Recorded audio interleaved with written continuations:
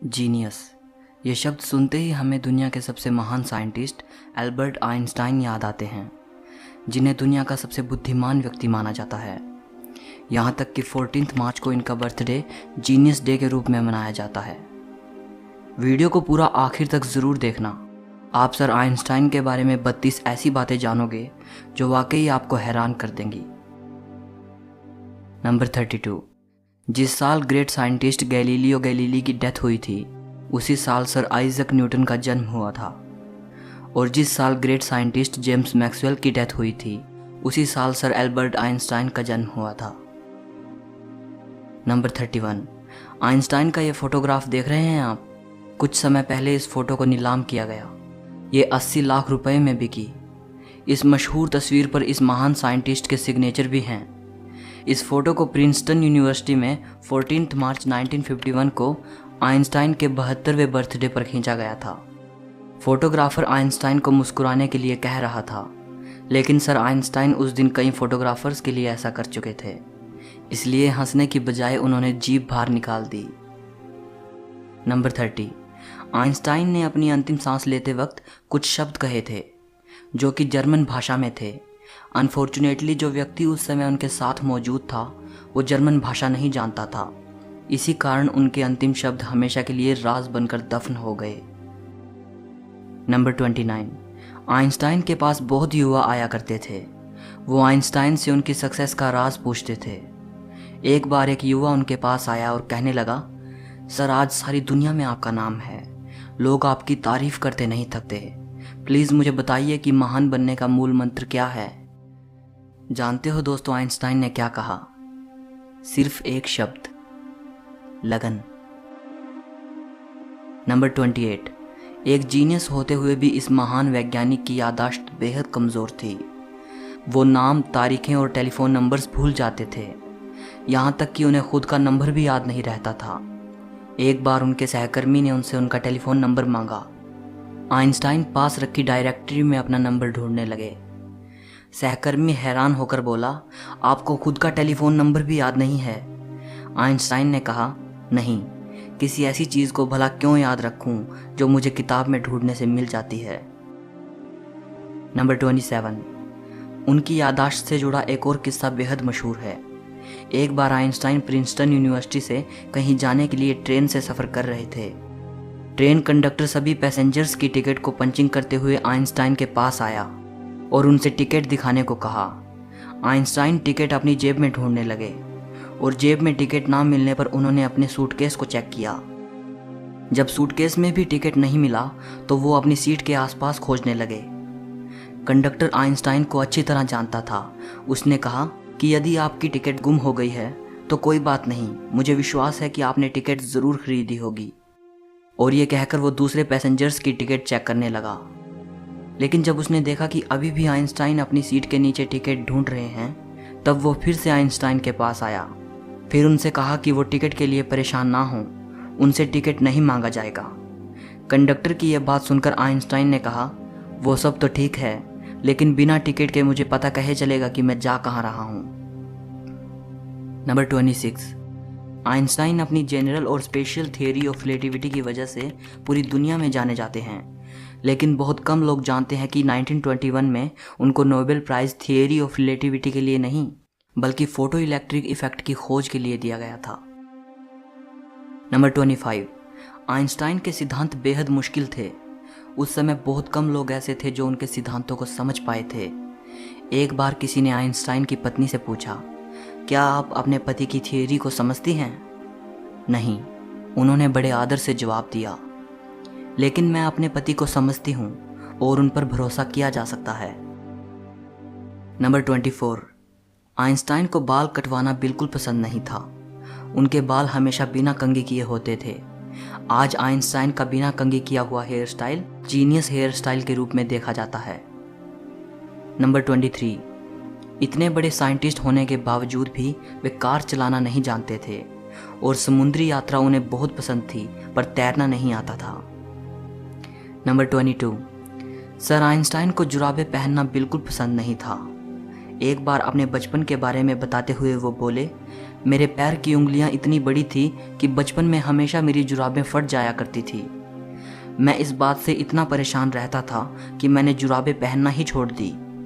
Sir Einstein को किसी के भी सामने बहुत अच्छी तरह ड्रेसअप होना पसंद नहीं था, फिर चाहे वे परिचित के बीच में हो या अपरिचित के, उन्हें कोई फर्क नहीं पड़ता था। नंबर 21, बचपन में आइंस्टाइन को मंदबुद्धि लड़का माना जाता था। टीचर ने तो यहाँ तक कह दिया था कि ये लड़का जिंदगी में कुछ नहीं कर पाएगा। वही लड़का बाद में दुनिया का सबसे महान साइंटिस्ट बना। नंबर 20, जैसा कि मैंने बताया कि आइंस्टाइन को मंदबुद्धि कहा जाता था, एक बार आइंस्टाइन के मैथ के प्रोफेसर ने उनको लेजी डॉग कह दिया था। वो पढ़ाई में ज़्यादा अच्छे नहीं थे, लेकिन मैथ ही बचपन से उनका फेवरेट सब्जेक्ट था। नंबर 19, जब वो पैदा हुए थे तो उनका सर बाकी बच्चों के कंपेयर में बहुत ज़्यादा बड़ा था। डॉक्टर्स ने उन्हें मानसिक तौर पर विकलांग कह दिया था। 7 साल का होने से पहले पढ़ना शुरू नहीं किया था। वे हमेशा लड़ते हुए स्कूल जाते थे। नंबर 18, 4 साल की उम्र तक वे कुछ बोल भी नहीं पाते थे। एक बार अपने पेरेंट्स के साथ खाना खाते हुए अचानक वे पहली बार बोले, सूप कितना गर्म है। ये सुनने के बाद उनके पेरेंट्स की हैरानी का ठिकाना ना रहा। नंबर 17, आइंस्टाइन को साइंस में इंटरेस्ट तब हुआ जब वो 5 साल के थे और उनके पिता ने उन्हें एक कंपास ला कर दिया। वे इस बात से हैरान थे कि कौन सी शक्ति नीडल पॉइंट को एक डायरेक्शन में रखती है। बस यहीं से उनके अंदर साइंस को लेकर इंटरेस्ट पैदा हो गया। नंबर 16, अमेरिका की विश्व विख्यात टाइम्स मैगजीन ने 1999 में एल्बर्ट आइंस्टाइन को पर्सन ऑफ द सेंचुरी, 20वीं सदी का सबसे महान व्यक्ति करार दिया था। नंबर 15, साल 1952 में आइंस्टाइन को इजराइल का राष्ट्रपति बनने का ऑफर आया, लेकिन उन्होंने ये कहकर ऑफर के लिए मना कर दिया कि वे पॉलिटिक्स के लिए नहीं बने बल्कि साइंस के लिए बने हैं। नंबर 14, आपका फेवरेट साइंटिस्ट कौन है? शायद आप में से बहुत लोगों के फेवरेट आइंस्टाइन ही हों, बट क्या आप जानते हैं कि आइंस्टाइन के फेवरेट साइंटिस्ट कौन थे? Galileo Galilei. नंबर 13, पशु पक्षियों से उन्हें बेहद लगाव था। घर में उन्होंने एक बिल्ली पाली थी जो बारिश के मौसम में हमेशा उदास रहा करती थी। वे बिल्ली से कहते थे, मैं जानता हूँ कि तुम्हारे साथ गलत हो रहा है, लेकिन मैं ये नहीं जानता कि इस बारिश को कैसे ख़त्म करूँ। नंबर 12, आइंस्टाइन को सिगार पीना बहुत पसंद था। आप उनके कई फोटोग्राफ्स में उन्हें सिगार पीते देख सकते हो। एक बार वे जल यात्रा के दौरान नदी में गिर गए और बाहर निकले तो पूरी तरह भीग चुके थे, लेकिन इस दौरान भी उन्होंने बड़ी हिफाजत से अपनी पाइप को बचाए रखा। नंबर 11, आइंस्टाइन ने परमाणु बम का आविष्कार नहीं किया, लेकिन उसे बनाने में उन्हीं के दिए सूत्रों का अहम रोल था। बाद में उन्हें इस बात का बहुत अफसोस हुआ कि उनके दिए सूत्र पूरी मानवता को ख़त्म कर सकते हैं। नंबर 10, आइंस्टाइन युद्ध को बेहद खतरनाक मानते थे। एक बार उनसे प्रश्न किया गया कि तीसरा विश्व युद्ध किस तरह के हथियारों से लड़ा जाएगा। इस बारे में उनका जवाब था, यह तो नहीं कहा जा सकता, मगर इतना ज़रूर कह सकता हूँ कि चौथा विश्व युद्ध पत्थरों से लड़ा जाएगा, क्योंकि तीसरे विश्व युद्ध से ये उन्नत सभ्यता नष्ट हो जाएगी और मानव फिर से स्टोन एज में चला जाएगा। नंबर 9, जब लोग आइंस्टाइन से उनकी प्रयोगशाला के बारे में पूछते थे तो वे अपने सर की ओर इशारा करके मुस्कुरा देते थे। एक साइंटिस्ट ने उनसे उनके सबसे ज़रूरी उपकरण के बारे में पूछा तो उन्होंने अपना फाउंटेन पेन दिखाया। उनका दिमाग उनकी प्रयोगशाला थी, उनका फाउंटेन पेन उनका उपकरण था। नंबर 8, पूरे फोकस के साथ काम करने के लिए वो अपने आराम में कोई कसर नहीं छोड़ते थे, इसलिए पूरे 10 घंटे की नींद लिया करते थे ताकि अच्छे से अपना काम कर पाएं। नंबर 7, एल्बर्ट आइंस्टाइन अपने ऑटोग्राफ के लिए $5 लेते थे और स्पीच के लिए $1000 लेते थे और बाद में ये सब चैरिटी में दे देते थे। Number 6, California institute of technology ने एल्बर्ट आइंस्टाइन को एक सेरेमनी में इनवाइट किया था। आइंस्टाइन अपनी वाइफ के साथ वहां गए। उन्होंने वहां माउंट विल्सन पर मौजूद अंतरिक्ष वेधशाला भी देखी। उस वेधशाला में उस समय तक बनी दुनिया की सबसे बड़ी अंतरिक्ष दूरबीन रखी थी। इतनी बड़ी दूरबीन को देखकर आइंस्टाइन की पत्नी ने वेधशाला के इंचार्ज से पूछा, इतनी बड़ी दूरबीन से आप क्या देखते हैं? इंचार्ज को लगा कि मिसेज आइंस्टाइन को एस्ट्रोनॉमी का ज्ञान कुछ कम है। उसने बड़े रौब से जवाब दिया, इससे हम ब्रह्मांड के रहस्यों का पता लगाते हैं। मिसेज आइंस्टाइन ने कहा, बड़ी अजीब बात है, मेरे पति तो ये सब उनको मिली चिट्ठियों के पन्नों पर ही कर लेते हैं। नंबर 5, जब आइंस्टाइन प्रोफेसर थे तब एक दिन एक स्टूडेंट उनके पास आया।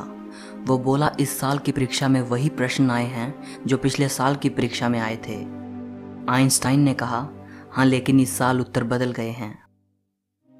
नंबर 4, आइंस्टाइन का एक पत्र जिसमें उन्होंने ईश्वर और धर्म को लेकर अपने विचार लिखे थे 20 करोड़ 38 लाख रुपए में बिका। ये पत्र उन्होंने अपनी मृत्यु से 1 साल पहले लिखा था। 2 पन्नों का यह पत्र 3 जनवरी 1954 को जर्मनी के दार्शनिक एरिक गटकाइंड को लिखा गया था, जिन्होंने आइंस्टाइन को अपनी नई book choose life the biblical call to revolt पढ़ने के लिए भेजी थी।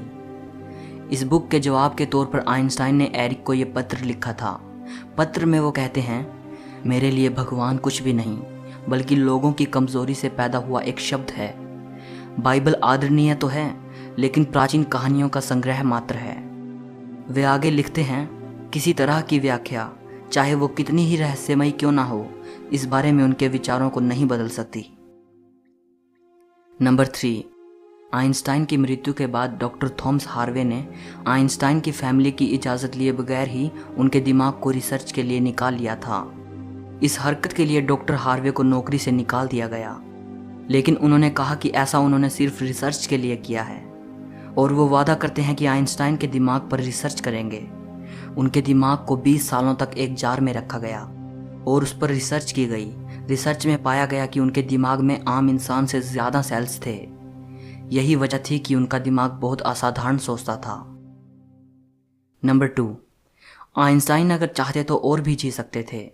अपने आखिरी समय में जब वो बीमार हुए तो डॉक्टर्स ने उनका ऑपरेशन करना चाहा, तो आइंस्टाइन ने इसके लिए मना कर दिया।